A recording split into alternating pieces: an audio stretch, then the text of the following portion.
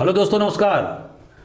आज का मेरा टॉपिक है, क्या राजस्थान के मुख्यमंत्री अशोक गहलोत कांग्रेस प्रेसिडेंट के लिए उपयुक्त रहेंगे? क्योंकि आप लोग जानते होंगे कि कांग्रेस में चुनाव होने जा रहा है।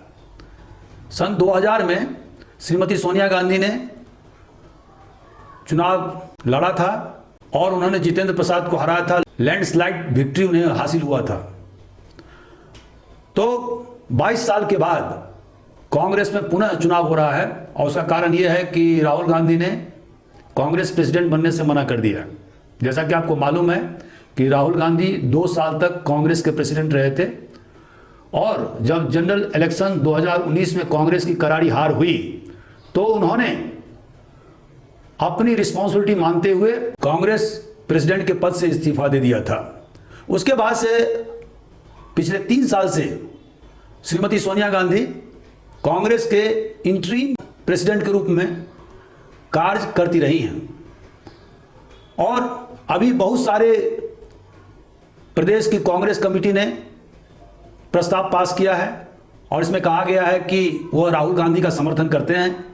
लेकिन राहुल गांधी ने स्पष्ट रूप से कह दिया है कि वह कांग्रेस प्रेसिडेंट नहीं बनेंगे। अभी वह भारत जोड़ो यात्रा अभियान के नेतृत्व कर रहे हैं और उनका यात्रा केरल में चल रहा है। 300 किलोमीटर से ज़्यादा उन्होंने पदयात्रा कर लिया है और आने वाले दिनों में लगभग 150 दिनों तक वह कन्याकुमारी से लेकर के श्रीनगर कश्मीर तक जाएंगे और लगभग 3750 किलोमीटर की दूरी उनके द्वारा पैदल तय किए जाएंगे।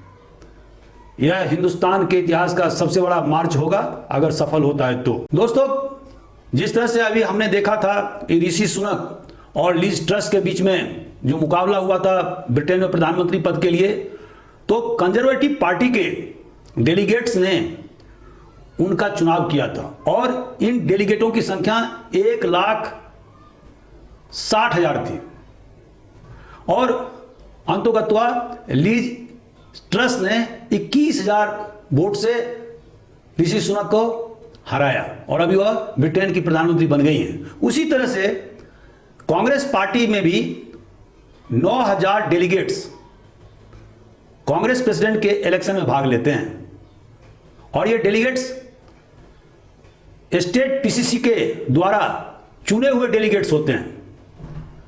तो दोस्तों, इन डेलीगेट्स के द्वारा 17 अक्टूबर को कांग्रेस प्रेसिडेंट का चुनाव किया जाएगा और 19 अक्टूबर को रिजल्ट घोषित कर दिया जाएगा। नामांकन की प्रक्रिया 24 सितंबर से लेकर 30 सितंबर तक जारी रहेगी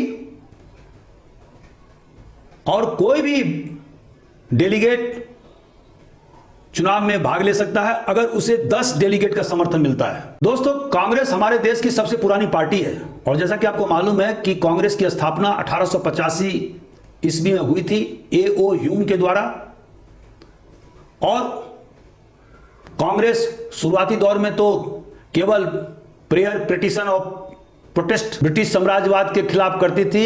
एक ड्राइंग रूम पार्टी के रूप में काम करती थी जिसमें कि अपर क्लास इंटेलिजेंसिया उसके मेंबर हुआ करते थे।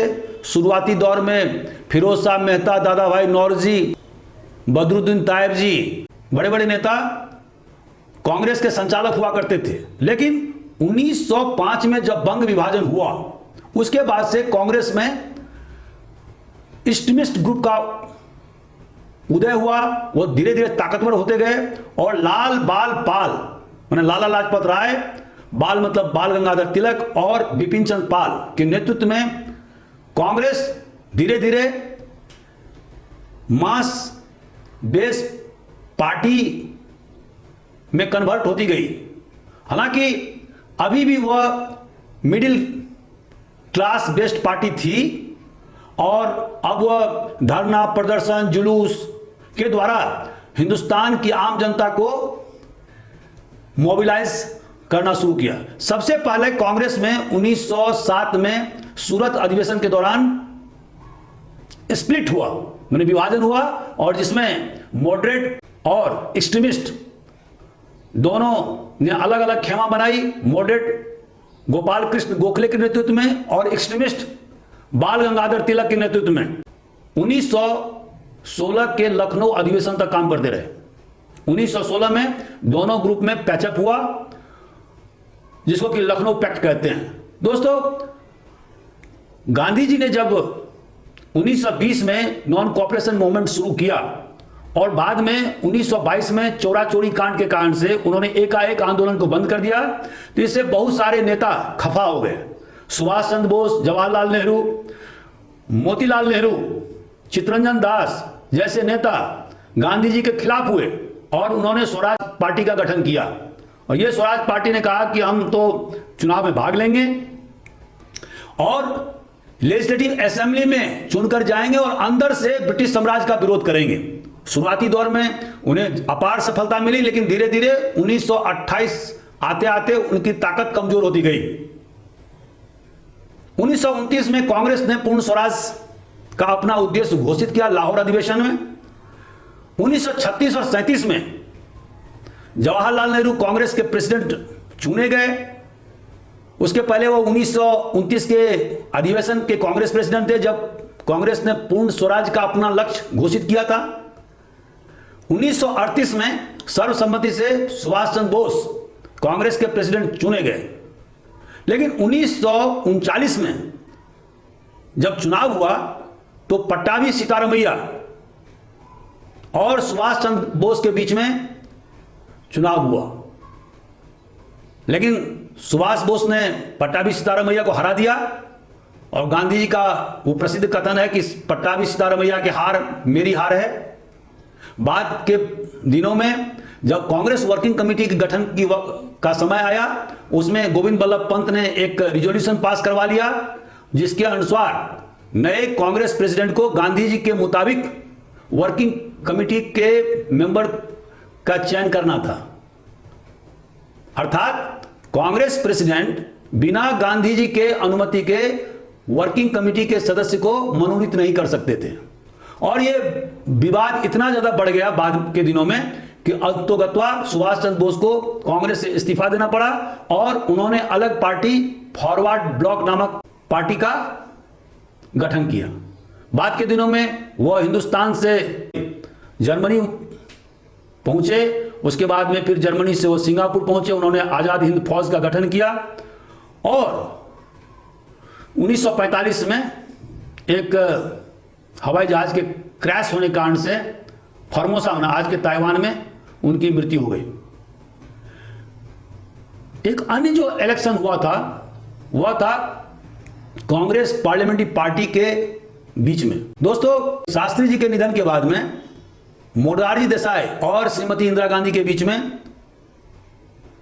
पार्लियामेंट्री पार्टी के मध्य इलेक्शन हुआ, जिसमें कि लोकसभा और राज्यसभा के कांग्रेस के मेंबर ने भाग लिया और इसमें इंदिरा गांधी ने जोरदार ढंग से मोरारजी देसाई को हराया और उसके बाद वह 1966 में प्रधानमंत्री बनी।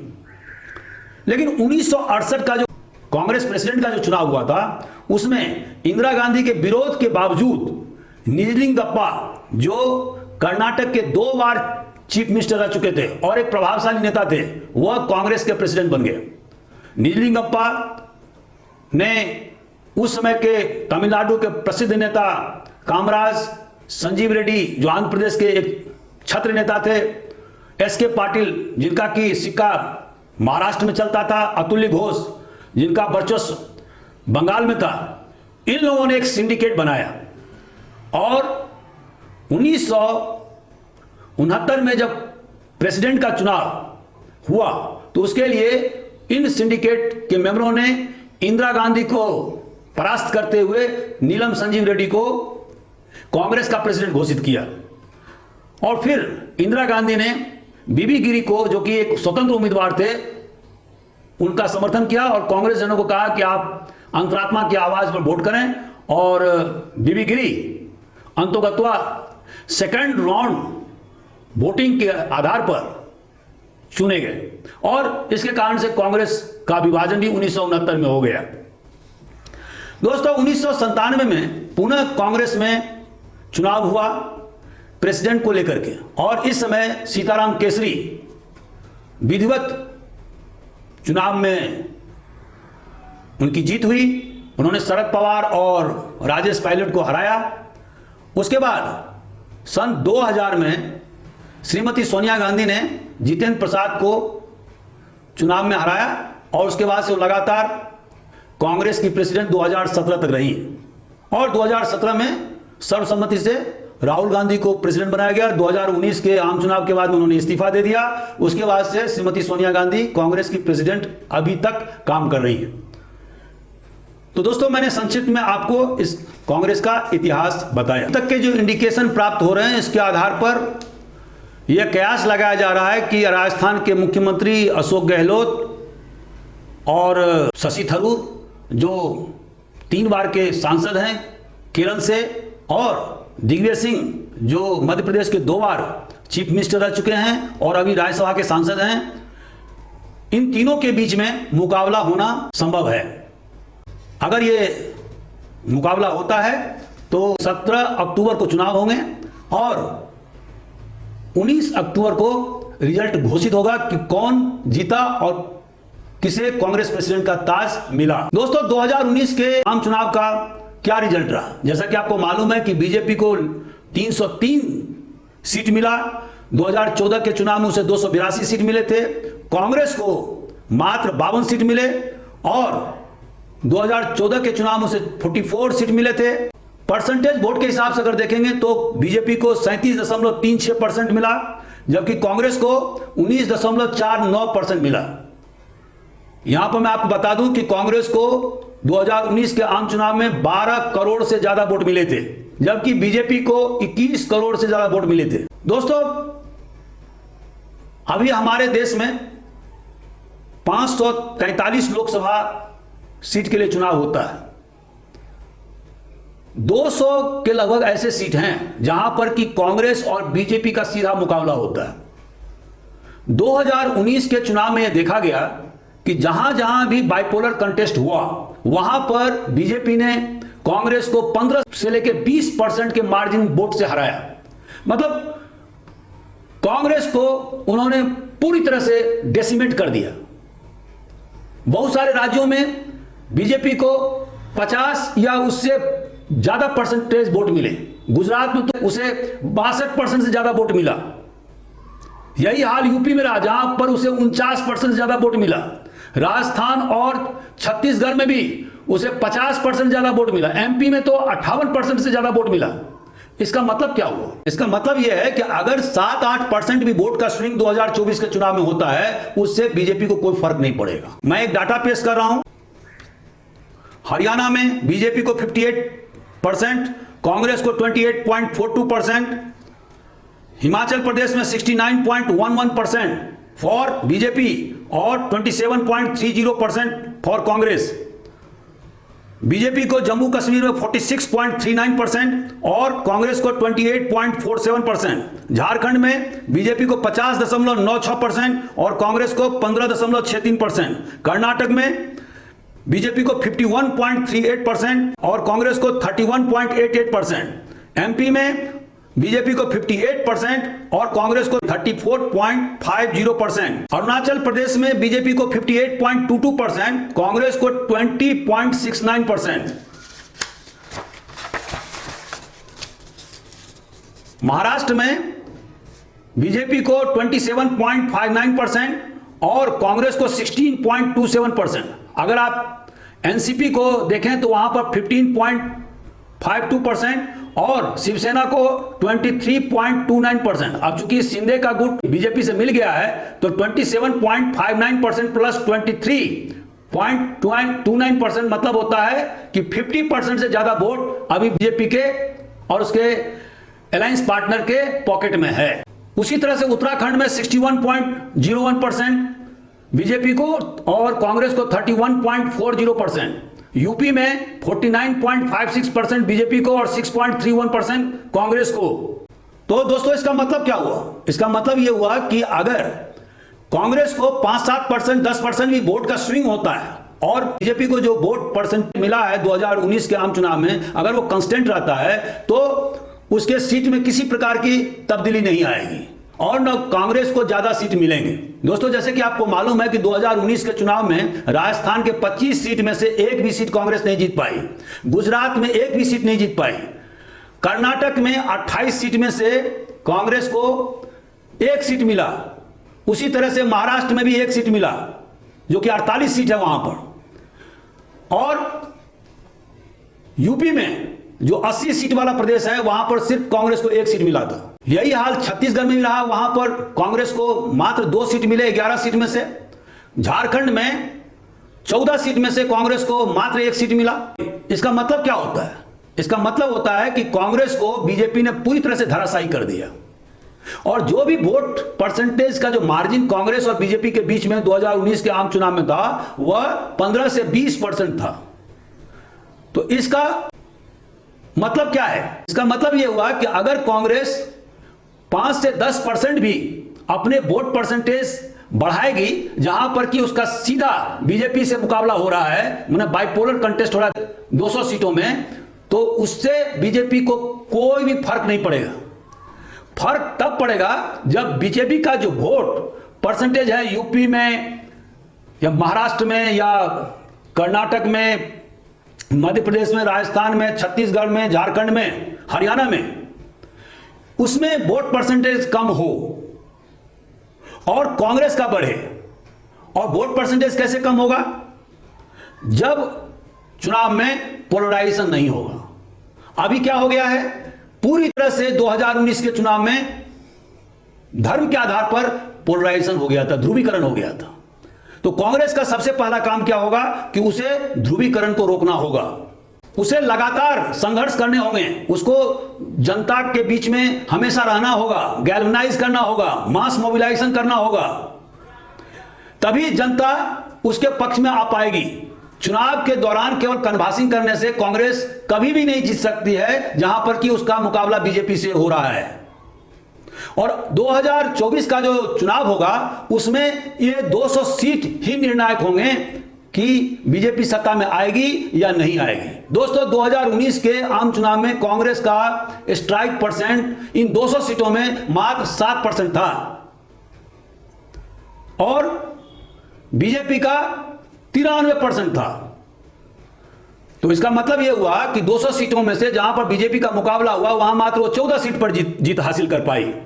तो कांग्रेस को इन सीटों पर ज्यादा से ज्यादा प्रयास करने होंगे ताकि उसका स्ट्राइक परसेंट 40 to 50% पहुंच जाए। उसे एक बैकवर्ड क्लास के नेता को प्रोजेक्ट करना होगा चुनाव के दौरान। और अशोक गहलोत 3 बार के चीफ मिनिस्टर रहे हैं राजस्थान के, वो एक बहुत अनुभवी नेता हैं, वो एक बैकवर्ड कास्ट नेता हैं, उनका उत्तर भारत की राजनीति में बहुत ज्यादा दखल है, तो वह बीजेपी से फाइट करने में पूरी तरह से सक्षम है।